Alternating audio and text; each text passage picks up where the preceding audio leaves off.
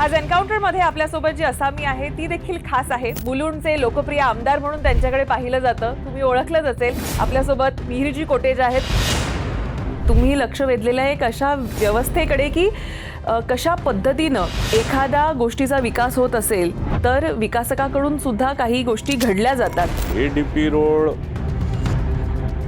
ठीक आहे, प्रस्तावित आहे, पण ज्यावेळी या प्रकल्पाला ओसी आली, भोगवटा पत्र देण्यात आलं, तर निश्चितच जेवढी नियमावली मला माहिती आहे हा रोड BMCला हँडओव्हर झाला पाहिजे आणि तो झालेला नाही आहे। मुंबई महानगरपालिकाची ऑटो DCR वरती तुम्ही गेले तर तो रोड DP रोड म्हणून दाखवतो।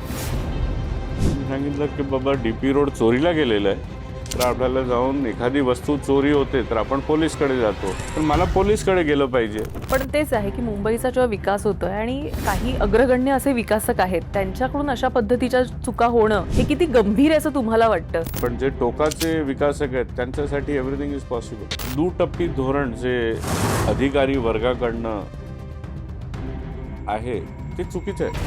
असे मी अनेक वेगवेगळे ओबेरॉय फक्त नाही, असे अनेक वेगवेगळे उदाहरणं मी दिलेले आणि कुठे नाही तर कुठे हे थांबलं पाहिजे।